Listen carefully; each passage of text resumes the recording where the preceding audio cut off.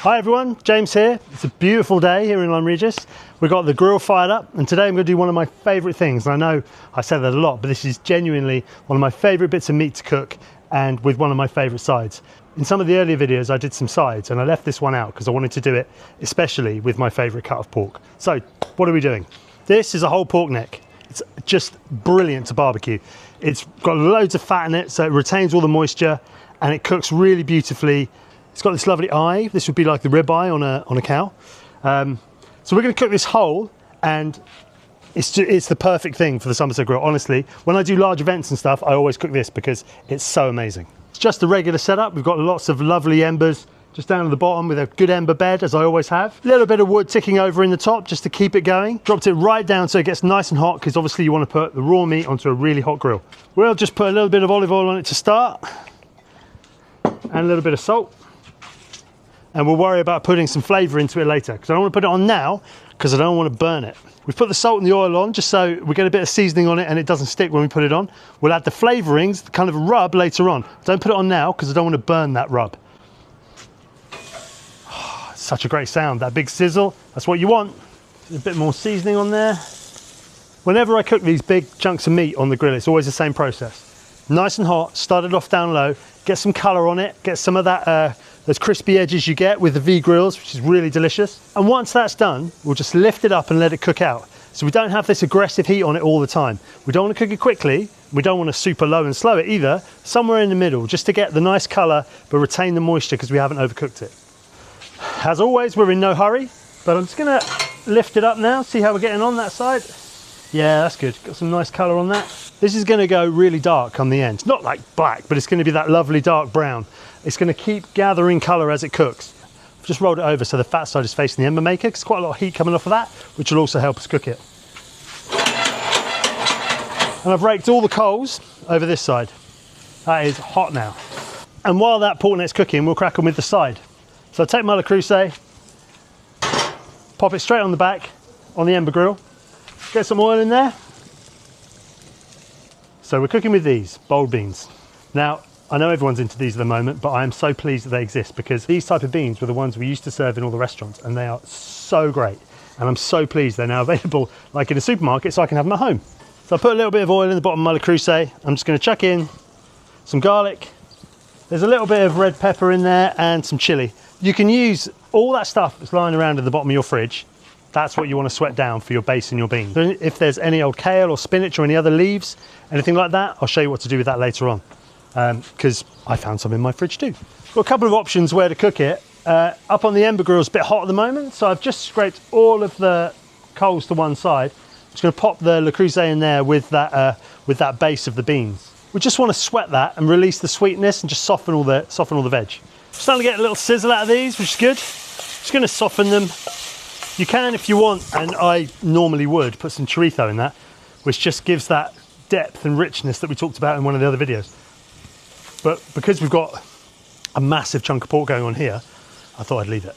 So the reason I have these big chunks of meat when I cook them like this a bit further up is just you have so much more control over it than you do when it's down here. So you've got maybe 450 degrees down here, maybe 50 odd up here. And in between you've got a nice medium where you're able to cook it, but you don't have to worry about it cooking so quickly the outside's going to burn. It's just a very gentle way of cooking it, which is lovely. Gives it a chance to take on all that smoky flavour too, which is part of why we're doing this. So we've sweat that red pepper and onion down with the garlic and the chilli. Now I'm going to put in half a tin chopped tomatoes, just to add a little bit of texture. And once you've added those tomatoes, you just want to cook that sauce for a little bit because you want to take the tinniness out of the tomatoes. So just cook them for a few minutes and that'll help just remove that sort of metallic tinniness. See what I mean about the extra colour there? Just how the whole thing's gone that lovely brown colour. We will hopefully get that on both sides and across the entire bit of meat. Okay, so we've cooked that sauce a little bit just to get the tinniness out of those tomatoes. And now we're going to add the beans. Now, because it's so hot, the liquid inside has gone liquid rather than being that kind of sort of stocky consistency, which is good because it's easy to pour out, but do not waste it. That, with chickpeas, it's called aquafaba. That stuff is absolutely priceless because it's so great to give a bit of extra flavour. You can, of course, if you want, just use a bit of, you can top it up with a bit of water, or you can use chicken stock or pork stock, which would be really lovely. So we've got that beginnings of a lovely little bean casserole there. So it's not that complicated. We're going to give it a little bit more flavour when we come to the end. And now it's just a case of leaving those two to cook for another, well, till the pork's done, which could be half an hour or so. And the beans can sit there happily just ticking away, and if they start to dry out, like I said, a bit more stock or a bit more water is fine. So we're about 10 minutes away from it being finished. Just letting the wood burn out now, because I'm not going to need much more in terms of fuel. We just had the beans up on the Ember grill. They're nice and warm. So we're just going to bring those down here and finish those. And to do that, I've got some really beautiful spinach from Trill Farm. I'm just going to chuck that in there. So that's just had a wash, but nothing else. Haven't chopped it in any way. We're just going to let that kind of break down in the beans. We spoke earlier about adding some flavour to the pork. We're just going to do that now. I've left it this late on purpose because I didn't want to burn what I'm going to add. So I've just put a little bit of oil on that. I'm just going to add, these are some fennel seeds that have been really lightly toasted. I'm just going to add those and slide it back on. Toasted the fennel seeds and bashed them a little bit, but not too much, because I quite like the kind of nuttiness that you get when you get a bite down on a whole one. We just need to check the seasoning on those beans. They're going to need a little bit of salt, and they're also going to need a little bit of vinegar. So I always use cider vinegar. Yeah, those beans are now beautifully cooked down with the spinach. Spinach just kind of collapses and becomes part of the beany stewy goo, which is lovely. And we've got the whole neck here, which is also ready now. So just going to, if you've got stuff on the Ember grill, just make sure the handles are out of the way when you wind it up so it doesn't tip off the back.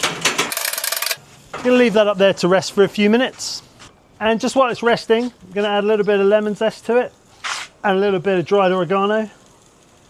We'll just put a bit more oil on that to help it just mix all in. That's great. And we'll do the same on the other side. So I've just taken a little bit more water, add those to their beans, just so they're a little bit more saucy when they're in the bowl. And I think we're ready to plate it. So we're just going to take a good spoonful of that nice bean mix with a little bit of the sauce, plenty of the greens, and we'll slice a bit off the end of this. So you've got two options with this. I mean, look how beautiful that is, amazing. You can do it in nice thin slices, but personally I prefer like a steak. So I usually cut it about an inch thick. So there you go, I've cut myself a steak about an inch thick. I'm just going to finish it with a little bit more sea salt, just a little bit of Aleppo chilli, just give it a bit more of a kick, and finish it with some olive oil. So you've got the grilled pork neck with the boiled bean casserole, which is pepper and garlic and onion, and then we've had that Trill Farm spinach thrown in there just to give it a good mix, and then just put the steak on top. Amazing.